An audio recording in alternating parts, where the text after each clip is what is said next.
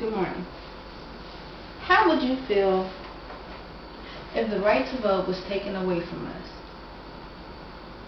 Why do you think so many people fought for the right to vote in the United States? Today, our voter turnout rate is declining, and this makes no sense to me.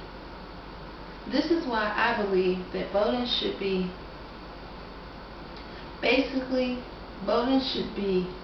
an obligation to American citizens. And I say this because historical restrictions that were fought against, voting gives us the chance to voice our opinions in the government, and there are countries that do not allow voting today. Let's talk about the historical restrictions. Can you believe our founding fathers believed that people who had interest in property and who had wealth were the only people eligible to vote in the beginning? Let's talk about white males and their suffrage. Well, as I said before, the only people that were allowed to vote were white males. White males who had property and interest in wealth and property. The founders of the Constitution later decided that states should be able to decide who was allowed to vote. By the year 1850, most white males were able to vote. African Americans. After the passing of the 13th and 14th Amendment, which abolished slavery and declared who were citizens of the United States, African Americans were still not allowed to vote.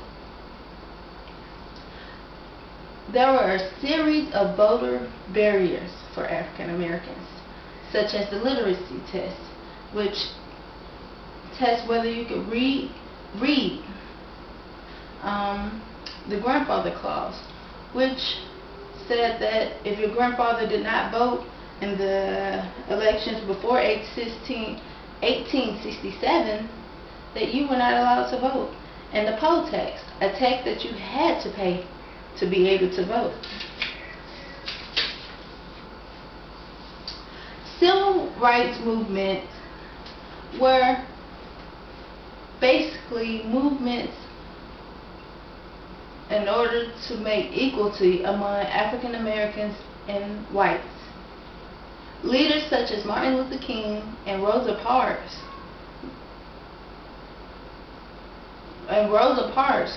made this movement famous.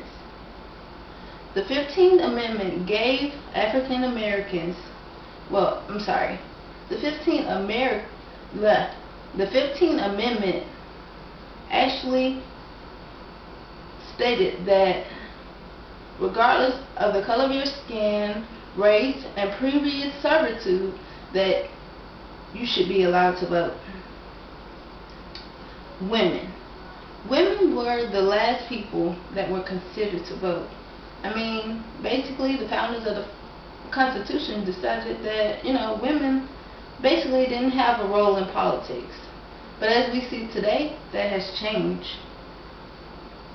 Alice Paul, she founded the Congressional Union, which was basically a movement to make women's opinions matter. In 1920, the 19th Amendment was passed, which allowed women to vote.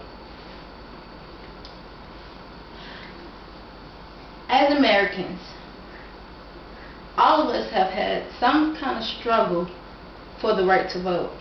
And I believe that if we don't take this into consideration, we are losing the fight for our ancestors.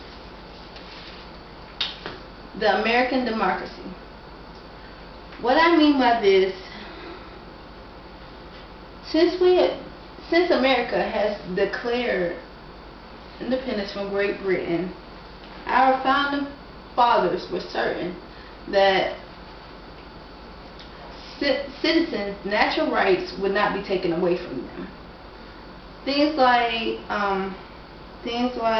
maybe natural rights, like the right to voice our opinions, things like that. The U.S. Constitution created a democratic republic, which means that we are allowed to elect our leaders in elections. Americans, another thing I want to point out to you, by voting, we are allowed to voice our opinions on things that we feel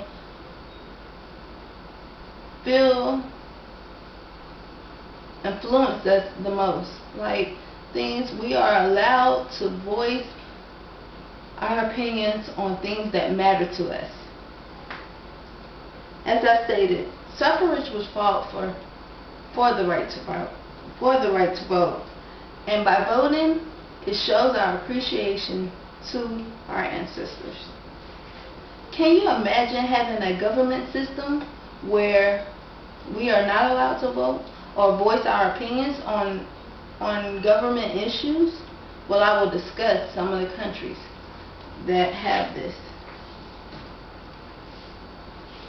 China, for example. China is a total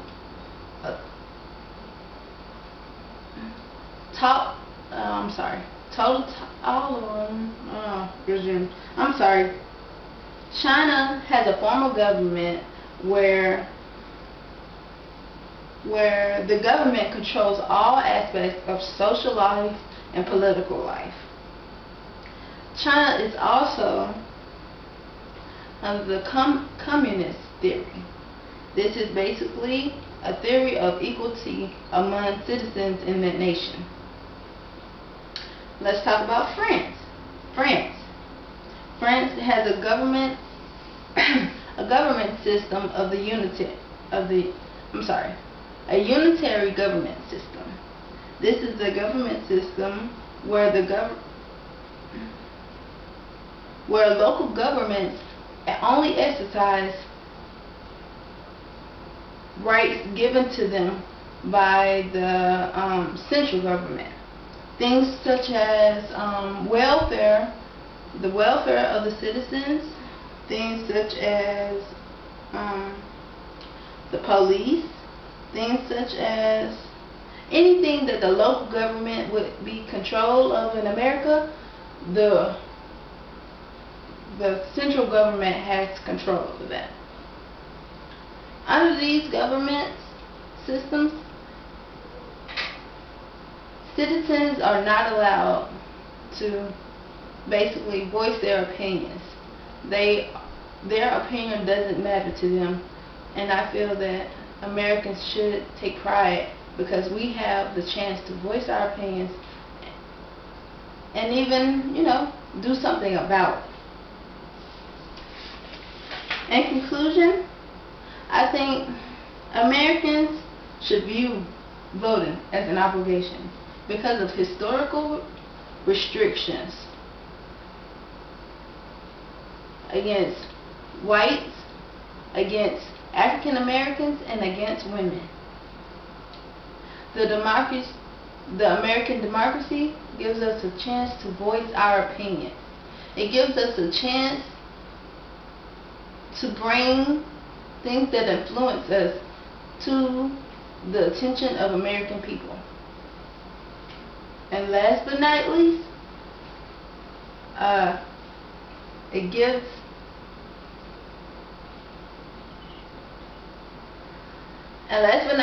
I have described 2 countries that do not have the chance